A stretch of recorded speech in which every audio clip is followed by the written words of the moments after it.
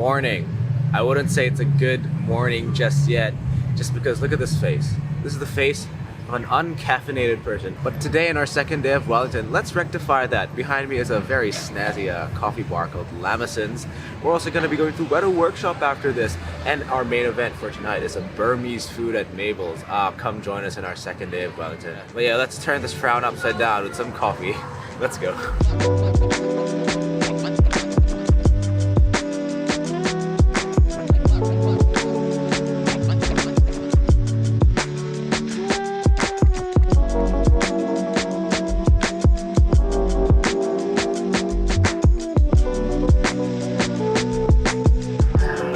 My first flat white here in Wellington. Oh yeah, that's so good. I feel awake already. Oh, the caffeine is flowing through my veins. Oh yeah, this day is gonna go beautifully. I already got started on the toasty, but can confirm it is very delicious. It's just a simple bacon and egg with some spinach and a lot of cheese.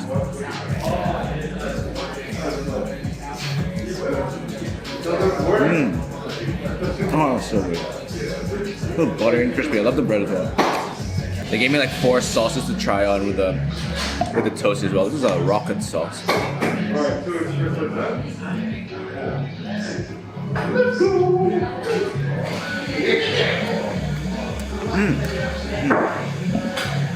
It's like a sweet chutney. Oh yeah, really good. Yami's favorite, Cully's #3, the green chili. I just love green, like, hot sauce. Yeah, she loves it.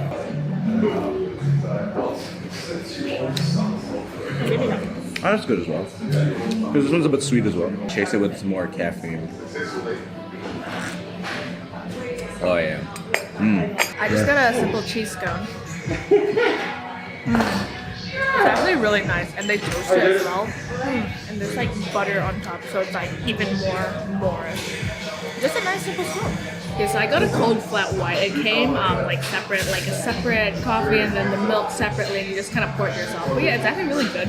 It's like not too bitter, which I like, but it's still like strong in that coffee taste.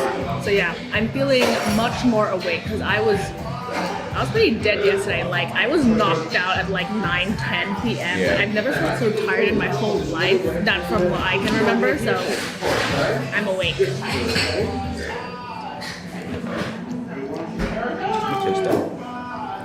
So this cheese scone is impeccable. This is really good. Oh, I like the oat milk that we use. Yeah. Also, if rumor is to be believed, I believe there's like an Auckland flat white and there's a Wellington flat white. And a Wellington flat white is served in a smaller cup, not just because it's like stingy, but because it's like, you know, they want it stronger. I think I just read it somewhere, but I don't know if it's true or not.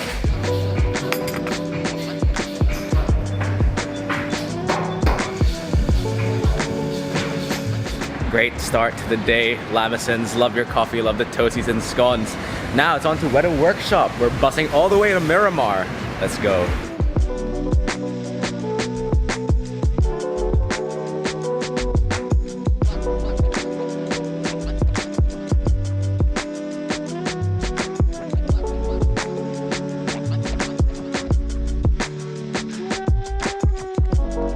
I haven't been. No, you have to like the gift shop. Yeah, but it's still there. But don't have. No, but I haven't seen the whole thing. I haven't seen the studio. All right, we bussed all the way to the eastern suburb of Miramar. It was quite the bus ride, but yeah, look. All right, we're on the way to the Weta Cave. All right, felky little hobbitses. We're here at the Weta Workshop for another cool must-do Wellington activity. We took a guided tour. It is going to be 2 hours long around the compound. I guess they're going to show us around. You already know Weta Workshop from our beloved Lord of the Rings. Still my favorite trilogy of all time, and a lot of other films as well. District 9, very underrated film. Prawns. So yeah, without further ado, let's go inside. So before the tour starts, we're here just in the gift shop, and even they got a mini museum showing actual props from some of the films. The gun from District 9. Really love the film. Oh, for you, Yambi, the the Hobbit's feet. Please no. Chain. Oh, Kingdom of Heaven, another Orlando Bloom film. Really, really love that. You know, I'm a sucker for like medieval wartime stuff. Oh, it's not a seal, it's the broken sword. Oh my goodness, and some feet. Filthy fat Hobbit feet. They really stretched this tiny book into 3 films. And my favorite sculpting material is this. Now I'll say this, everything on the stage was built with tinfoil and cardboard. But tinfoil is something you can womp up something recognizable in seconds. That's how I made this sculpture in 6 hours. You can see it's just a cardboard core on the inside. So Yambi, how are you enjoying the tour so far? Yeah, I really like the tour because you get to appreciate what goes into film, especially like the practicals, the post-production, the pre-production. Like Kim Beaton was doing like a little demonstration about like making sculptures with tin foil. It was really nice listening to her because like you could see like the passion as she talked about it. You know, I really felt it. Real nice.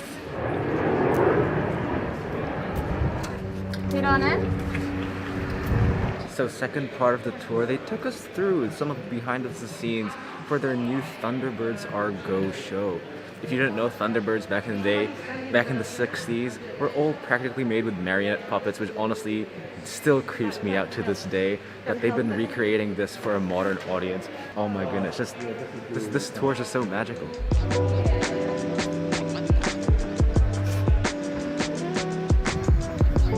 Wow, as a lifelong Lord of the Rings fan, what a fulfilling and enjoyable tour. Highly recommend. Honestly, even if you didn't know these films, you'll enjoy it anyway. But yeah, all that film appreciation has worked up an appetite in me, and if my t-shirt is to suggest of what is to come for lunch, we're gonna be having some pasta for lunch, baby. Let's bust back to the CBD.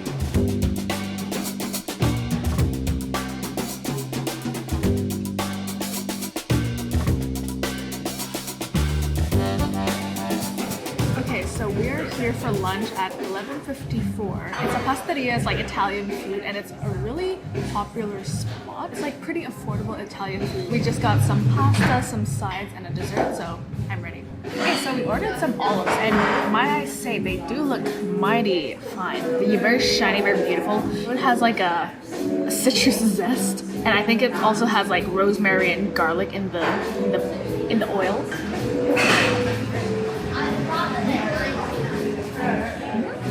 Yeah, you can taste a bit of like a citrus undertone. It has a bit of like a bitterness to it as well. I'm excited for my creamy pasta. I ordered the creamy carbonara. It's not authentic, but then again, not everything needs to be authentic as long as it is done well and done respectfully. He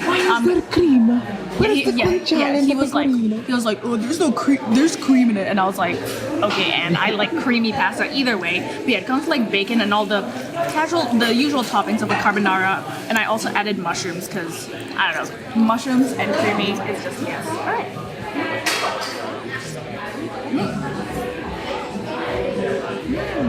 That is good. So simple, but like just the flavor of it, it's creamy. The pasta is nice. And like the mushrooms actually add quite a nice flavor to it. It's just good pasta. That's what it is.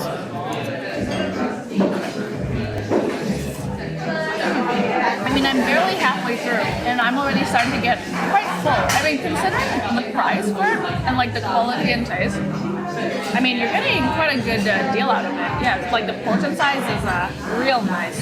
I got a classic pappardelle alla bolognese. Usually it comes with pappardelle in the menu, but I think they ran out for today, so it comes with these, these little cute shell pasta. It's got all the meats, all the... Oh, you can even smell the wine wafting from that. Oh, this is good stuff. You can really taste like that white wine flavor there. It's meaty, it's cheesy. Really like the fun pasta shapes going on. Yeah, it's just really comforting pasta here at 11:54. That pork sauce is really beautiful, you know. Also got an Aperol Spritz to the side. Refreshing classic Italian drink. Oh yeah, meal is complete. to end this beautiful meal, we got dessert. We have a panna cotta with a coffee caramel, which I've never had before, and almonds. Look at that jiggle jiggle. It's sexy for no reason. I don't know, something's very seductive about this. Is there something wrong with me? Who knows? Okay, let's give this bad boy a go.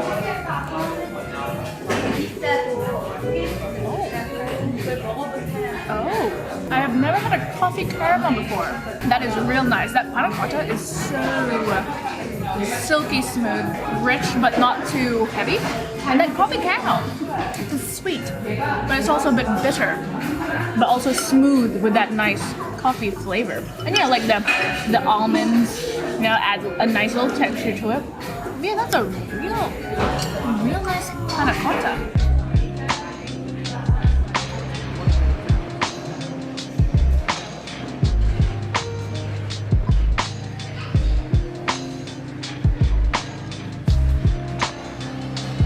Before we hit up our next stop, obviously I had to get my second coffee of the day. So we hit up the Beanery by Mojo for one particular reason, because my favorite coffee YouTuber of all time, James Hoffman, he hit the store up when he went to Wellington, so I just got a nitro cold brew.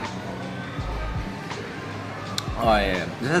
Yeah, it's like cold brew but different, because it's like, I don't know, they do some like funky stuff with it with nitrogen, but you know, that's what I love about like Wellington coffee. You just find all sorts of unique stuff, unique ways to brew some dried bean from a fruit. I don't know.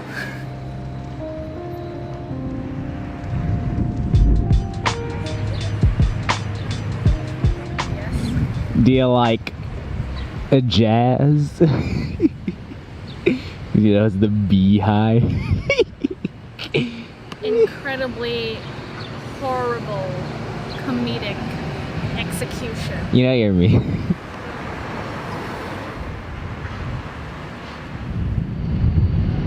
Still don't know how to feel about it, if it's ugly or not. You know? Well, you know, just like politics, it's beautiful and ugly. Is it beautiful though? I don't know, I mean... Is it ever? I just want my light rail, Jacinda. How hard is it? So Yambi, would you like a random historical fact? Sure.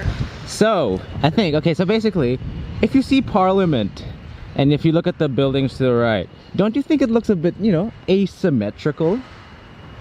Yep. Yeah, so like this should be the middle. This, you know, like it leads down there, yeah? Did they destroy it? No, so basically when they completed this section of the Parliament building, it was intended for this half to mimic the symmetry of this half. But then obviously like budget constraints and I don't know, some other things I'll just put in whatever. Years went by, and then when they finally decided to do the next half of this Parliament bridge, the guy was like, nah, let's just do some brutalist monstrosity.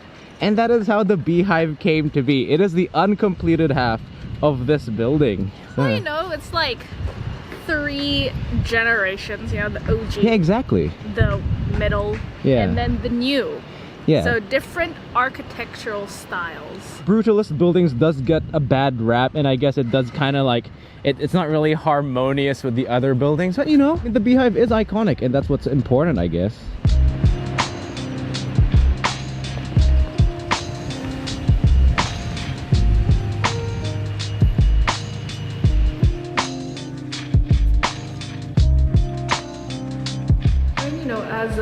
God-loving Christians ourselves, shout out to Jesus. It's nice to check out like different churches in, you know, all of the places that we go to, despite whatever religion it may be, whether it's Catholic, Christian, Muslim, you know, the different architectures and styles of every church is, you know, quite special to see.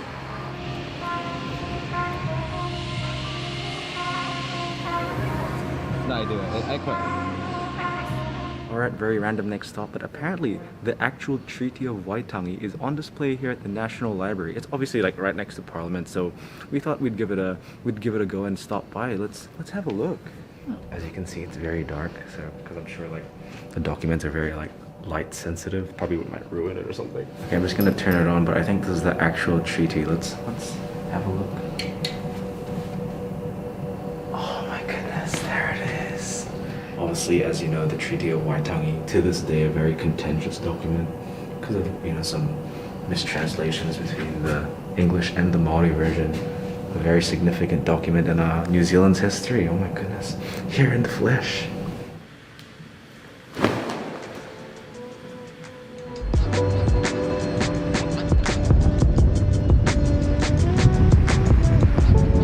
For all my Harry Potter fans, look, there's a platform 9 3/4. It's a dry cleaners though, so that literally makes no sense. It's not as magical. Yeah, it's not as magical, but even more so, it's not even in the right location. Like, it goes like 5, 6, 7, 8, 9. It should be there, technically. But why is it there? Well, you know.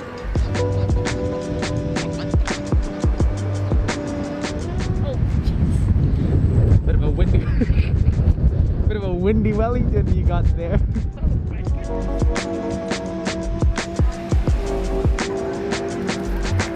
We've done a lot of walking around the Wellington CBD, so we've worked up quite the appetite. We're on our way to Mabel's now, which is a Burmese restaurant that I've never had before. Very excited. Let's go. Okay, welcome to our final stop, Mabel's, a Burmese restaurant. I don't think we've ever had Burmese food before, so this is gonna be a first for us. It's gonna be a really great learning experience. So we just got 3 mains. Hopefully that will fill us up. I'm so ready for some delicious Burmese food. First of all, I just want to apologize for the really bad lighting. We're stuck in the corner, but you know, we gotta make do with what we have. So I'm just gonna try their Burmese fried chicken. I've never had Burmese food before, so I'm very excited.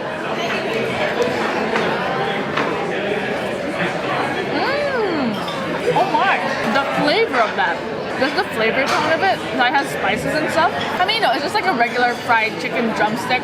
It's not the most it's not the juiciest drumstick I've ever had, but I really like the crispy outside and just the seasoning of it. It also comes with like fish sauce with it, which is a really nice addition, especially to kind of like counteract that like plain chicken white meat, or well, dark meat. But yeah, really good. Next dish that we're gonna get into is the mohinga noodles. It's a fish rice noodle soup with lemongrass, alliums, and onion fritters. Lemon, which I should really squeeze on. Oh yeah, yeah. First, I'm just gonna taste that broth.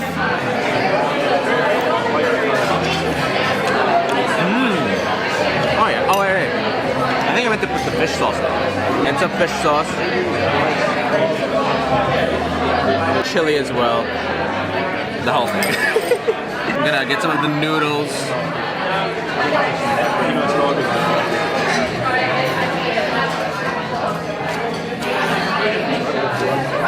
Oh yeah. Oh yeah, it's like a very delicate, light fish flavor. It's got like a lot of like hints of spices in the background. Gotta say, you know, like not the most flavorful. I kinda wish I had a bit more fish sauce to add. Let me get some of these fried things. That's good as well. Alright, next dish. 100% gonna butcher the pronunciation, whatever it says in the menu. It's a pork belly with a hot mango pickle curry. It's Weta Workshop. Horrible, whatever. Let's just get on with it. Pork belly with a luscious sauce. I'm gonna dump some in the rice. There we go. Pork belly, one of my absolute favorite meats.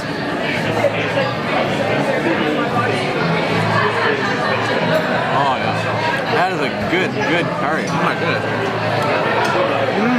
The complex meatiness of that curry. I can just feel the oils, the fats, the tender pork, and the spices, man.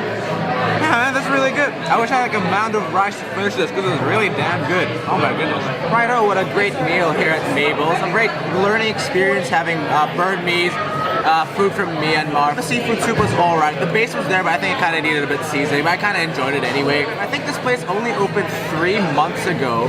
So yeah, hit up this fresh new opening up.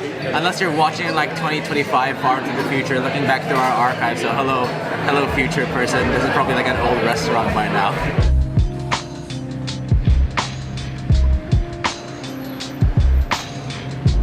So back at the hotel in another successful day here and day 2 of Wellington. We got our 20k steps again today, which was very nice. Wellington has again delivered on the food front, and every day we come one step closer to realizing why Wellingtonians always say that Wellington is the culinary capital of New Zealand. Anyway, thank you guys for watching another one of our food and travel videos here in Wellington. It's gonna be another packed day tomorrow, full of delicious food, and see you on the next one.